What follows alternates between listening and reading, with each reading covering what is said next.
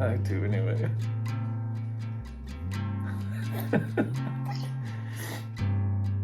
Okay. What do you want to be when you grow up? I want to be Darth Vader.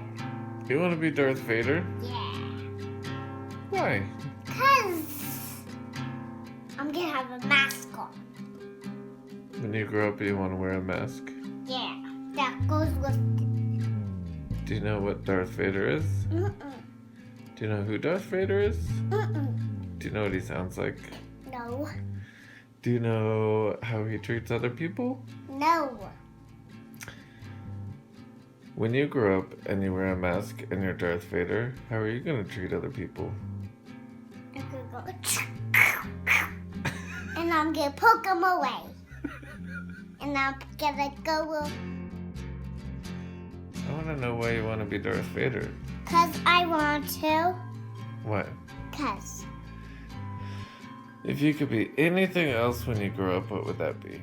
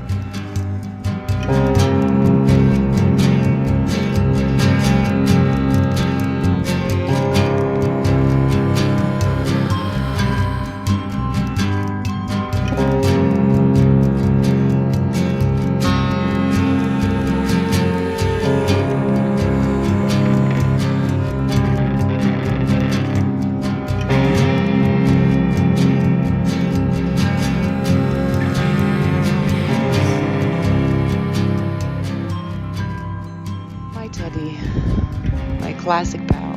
He was my classic pal because two of us would go to the symphony together. Just the two of us. We would always just giggle and have such a great time. And I remember once when we were going back to the car, we snuck into this church to get to the organ and play some music while people were there. But that's how it was with Todd. It was always an adventure. and giggling and making things and music. Ever since we met, he got me to the piano because I played piano since I was 7, but I was always very rigid about it. I was thinking I have to read music and always. And Todd just freed me up and showed me how to be free and just play the instrument. And we would jam out together and white keys only or black keys only, and it sounded horrible most of the time, but we just had such a great time. And he was so brilliant about it. I remember once he made this amazing piece with 16 channels, and when we were testing the sound, the dog started following it, and we were like, yay, it works. But even now, I have dreams of him coming to fix the audio of whatever I'm doing, because he made music, he brought sound to everything I've done. And two of us, we were so many endless moments of giggling in the studio and just making things. And I haven't seen a symphony since he left. My classic pal, I love you so much, forever and ever, my Toddy. The Drip Drop Collective, which is Daniela Thornton, Sonny C. Wilson III, and Todd. No, it's Todd. Just call it Todd. Drip Drop Collective, they make large-scale multimedia projects that usually combine multiple facets of animation, sculpture, and moving 3D sound compositions, including pre-nostalgia. There was one person, my sister's girlfriend actually, that was here, and I was sitting next to her. She'd already seen it like multiple times, and she leaned over and she was like, "This makes me really sad." And I was like, "This part?" She's like, "No, this piece makes me really sad." And that was a first, especially since this piece, we were like, okay, We don't want to. the last one was this one we need to make happy. And Dacha especially, she knows my music, and it's like tragically hopeful kind of music. She's like, this one we need to make happy. And I'm like, what makes it sad? And she's like, everything. The lines in the drawings, the audio, the music, the buildings even, they're sinking into the ground. And she saw this other side of it. And I'm like, do you think it may be sad for you? Because maybe you want to be, I didn't know her very well. She's been with my sister for like 2 years. I'm like, do you think maybe you want to be in control and you got pulled into something without?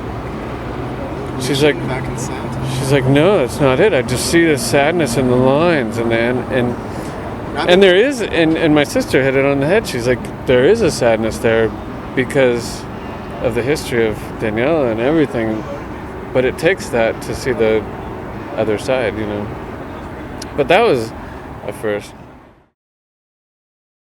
It's very low and literal, there's a part where Big Pink is the heart of the city, and then Big Pink you'll see lighting up with this heartbeat. And the heartbeat is with this steps walking through these muddy trails, which was literally me with headphones on, and the mic walking through Forest Park.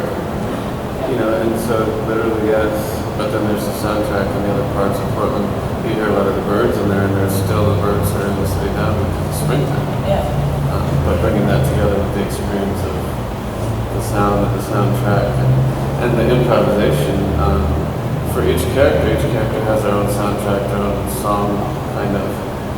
That was all improv to those characters.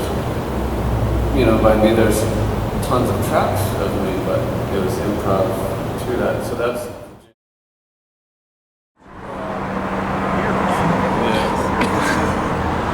What I've loved is after every night, when it stops playing, or even while it's still playing, every night, and this could be coincidence or it could be the booze, but every night, everybody's just went playing. It could be that we have a warehouse again, but every night has been like baseball with flowers and fucking filming and just like everybody just like, whee!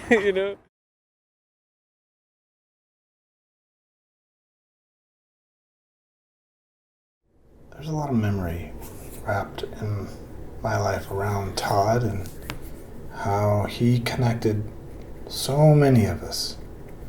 I see him still in my life as my friend, although he's gone.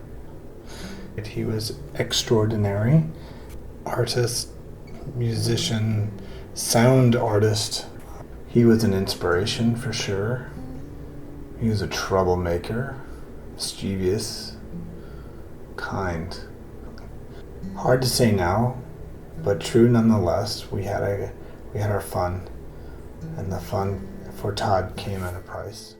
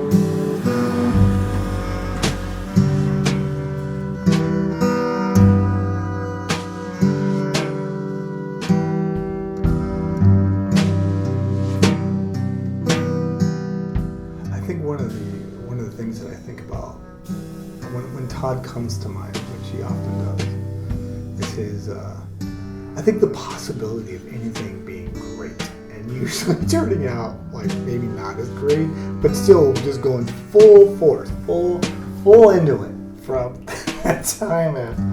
It wasn't Backspace; it was the bar connected to Backspace. So, they'd have guest data bands all the time, DJs. That was one of my regular places outside of the Magic Gardens. Like, do you know anybody who can DJ or can run a band like with the audio? And I was like, well, I can ask Todd. And he rolled in without really, Todd fashion of like, I'll figure it out. And Todd is brilliant. He's brilliant. Without any prep on the gear, he started this massive band. Yeah, 10-piece band. And the feedback was almost like a third instrument. And everyone's like looking at each other. Todd was just furiously adjusting and trying to get everything to match. And at the end, he was like, yeah, I'm probably not going to get asked back.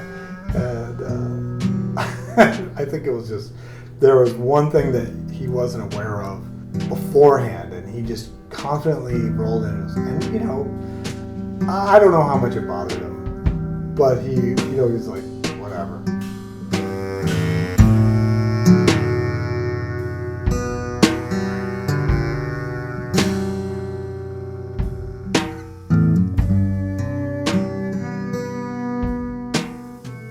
So many Todd memories, but I keep going back to right after Dog Bite when John and my little sister Stephanie and Todd went out and took my crutches and needed some help, like an aerosol overhaul. They spray painted them. They did it in the street so that they could make handicap parking. So there was an outline of my crutches in the street so everyone knew not to park there because it was just for me.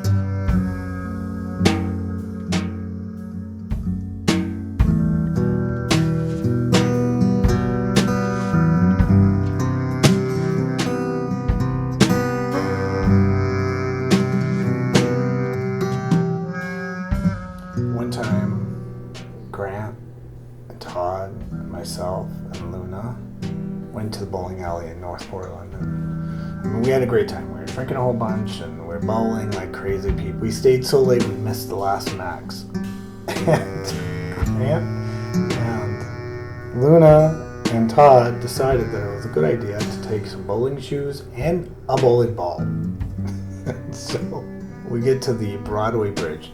Todd has the bowling ball and he looks at us and I'm like, I don't know if that's a good idea. And he was going to roll the bowling ball down Broadway Bridge towards Old Town. Nobody was around. And so, he has that special laugh. He kind of made that giggle, and then he just got in the middle of the road and just let the bowling ball rip. He never found the bowling ball. It did not kill anybody. It didn't even hurt anything. I think they just rolled down the hill and stopped at some gutter, and we just merrily went on our way.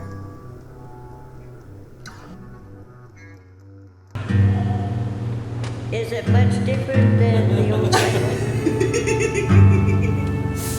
No. So why would you spend millions of dollars to make an ugly cycle when you got schools that need financing?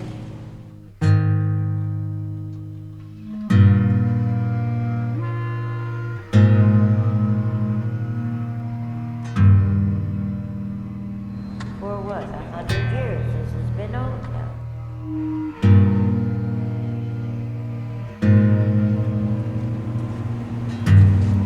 This has always been Old Town. Some ways it's better, some ways it's worse.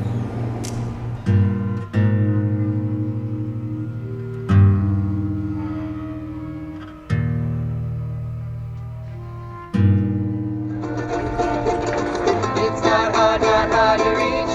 We can hitch a ride to Rockaway Beach. It's not hard to reach.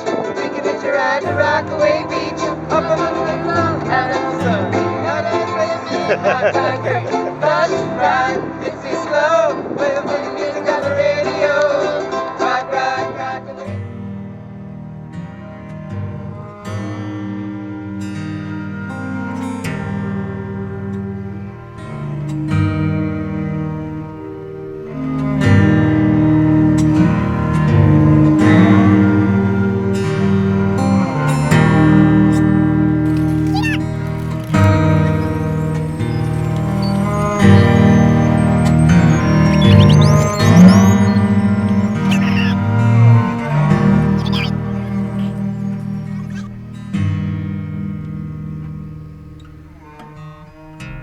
It used to be when I first moved here, Chinese people lived here. It's too bad. I would love to see it back. I've been here before it was Old Town, 43 years ago. I was in my club. Singer. Thank you for all the singer. Any changes in As the unofficial leader, There's no leader.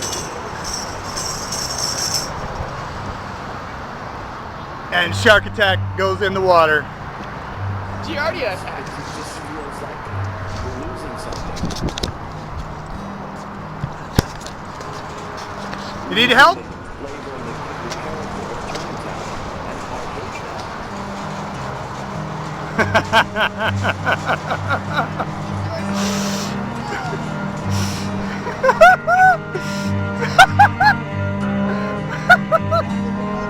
Yes! Yes! She fucks!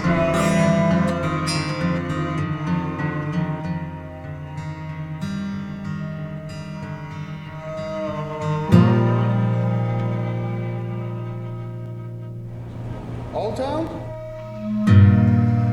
It changed a lot from Little Tijuana from Caucasian Alley now. Jeez, that's how long ago it was. Rapid change. But why are you trying to turn Old Town into a preppy condominium? They're not gonna go. Let me hear you well. This is the story of this cottage in me. I held a friend in a boat.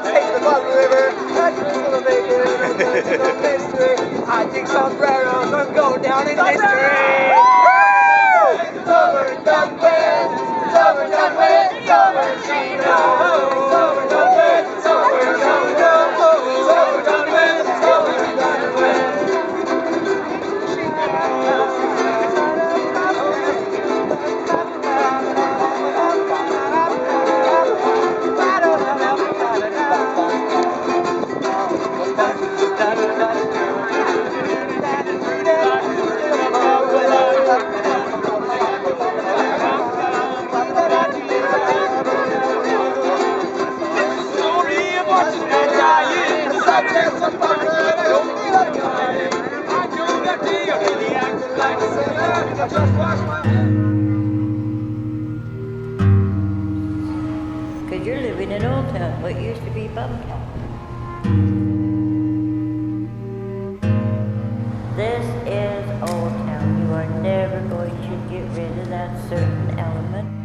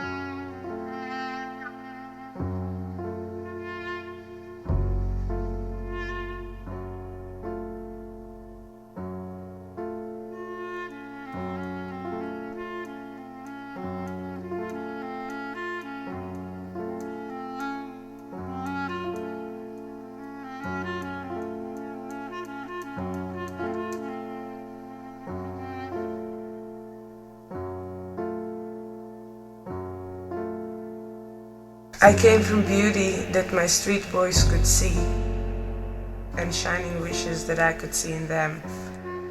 She said, I have never held a child and not gave him a bruise. Maybe it is this grass where soft creatures should be held. But then again, what would I do without my street boys? A total wannabe. I call them my rain, millions of them, crawling down my walls, screaming that he's the one to whom my street should obey and listen. Because he made it. Yes, he did. The rest of them choked. She said, what would I do without my street boys? Color patterns on my gray skin, walking, talking, living dreams. What would I do without my street boys? Well, I guess no them, no me.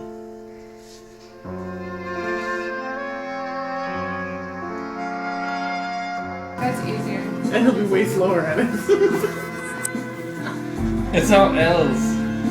That suelta el lag no lustig op een kanaal. That didn't work.